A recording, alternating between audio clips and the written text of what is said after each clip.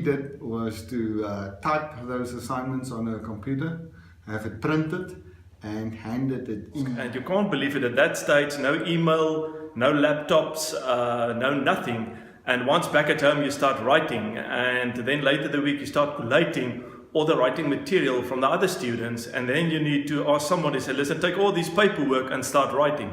So you can imagine it's more or less 2, 3, 4 hours every evening writing papers and folio blocks.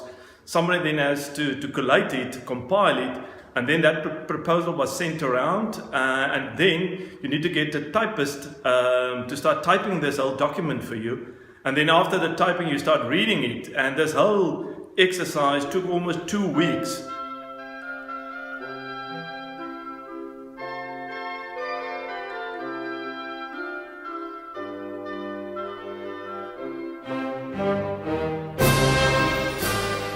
Well, there are two challenges. The one is the platform itself, whether it's stable, whether it's safe, whether it cannot be hacked, whether it's operational 24 hours a day, whether the bandwidth, so the technical stuff.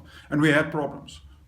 Because we are ahead of the curve at Stellenbosch University, we had to make our own investment. Challenge. The second one is a challenge of staff. People like me and others who did not grow up lecturing through this new mode, we had to retrain staff. So in many cases, it's a person problem. Those two combined is quite a steep challenge, but we are slowly overcoming it. Yeah. The biggest challenge by distance with digitization is the people, and in this instance, I'm referring to the faculty and the support staff, not the students.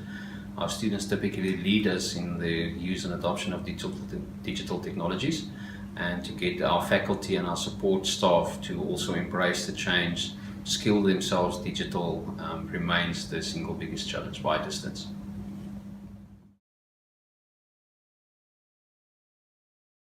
One instance where a test was not uploaded. We were all WhatsApping like crazy and what's going on and trying to figure out.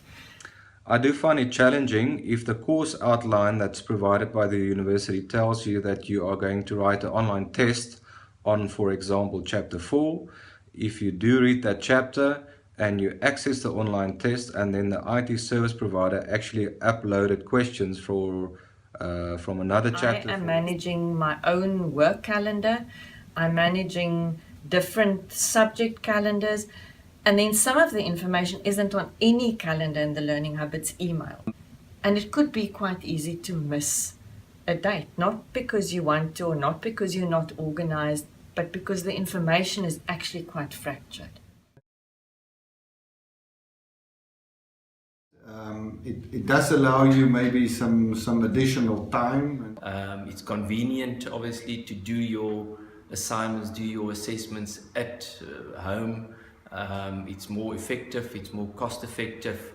But I think with all the technology that's available, you can easily stream something live to a student. You can share it via emails. You're sitting with Dropboxes, you're sitting with WeTransfer. So I think taking into account all the e-technology, definitely an advantage.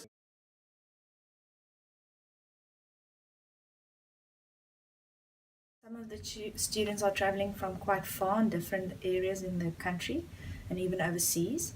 So when you're doing your MBA online, you are cutting that cost out of the program. And also the program can be enrolled to anywhere in the world. And writing from home is a very safe space to write from. I started off with a cup of tea, started writing.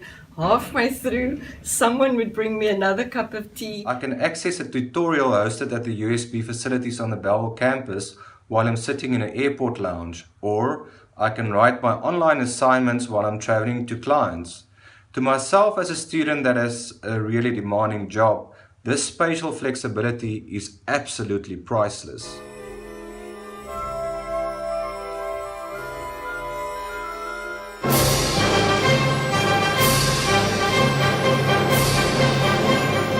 Everything online, it's much more effective, it's quicker, and you're not linked to stationary venues. People can be anywhere in the world. Obviously there's still the questions of security and so forth, but purely from an effectiveness perspective, it's a no-brainer. Be monitored. You can always have a more in-time experience with your students. You could have quizzes that you use the answers within the classroom.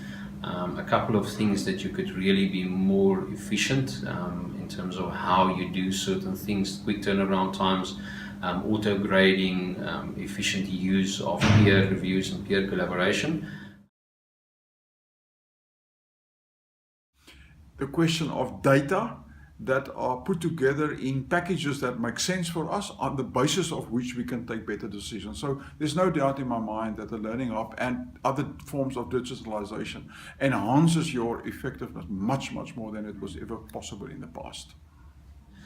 Your turnaround cycle in terms of grading, I find it highly satisfying to be able to sit at night or any time of the day, grade and have students get immediate feedback. So I do think there's improved efficiency if you compare that with a manual process and a student writing a test and having to get a test put back to a student. Also in terms of your interaction with students today, which is far different from the past where you physically just have to see a student, to be interactive. Today you can be interactive in various ways through your social media, through your digitization.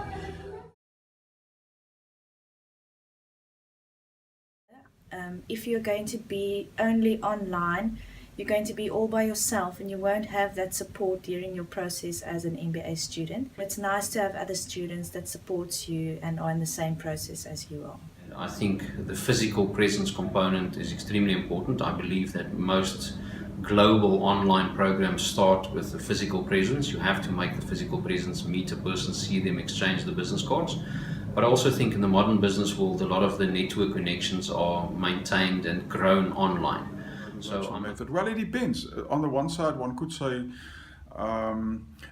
personal physical contact is very important to build networks, but if we enhance our technology and if the idea that sociality and virtuality becomes one, then I don't think it needs to lead to lesser chances for networking. But I must admit, perhaps it's a sign of my own age, that I think we make good personal contact before we do big business. And for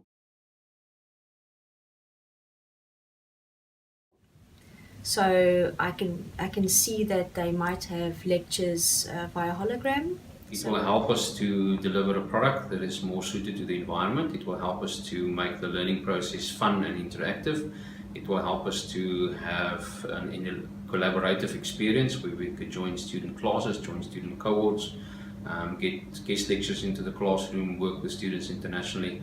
But the transformation is simply that we have to adapt to a new learning revolution that takes place out there. And like any business, you would be stupid not to adapt your learning style or your process, your products, or your, in our case, the delivery mode of our products.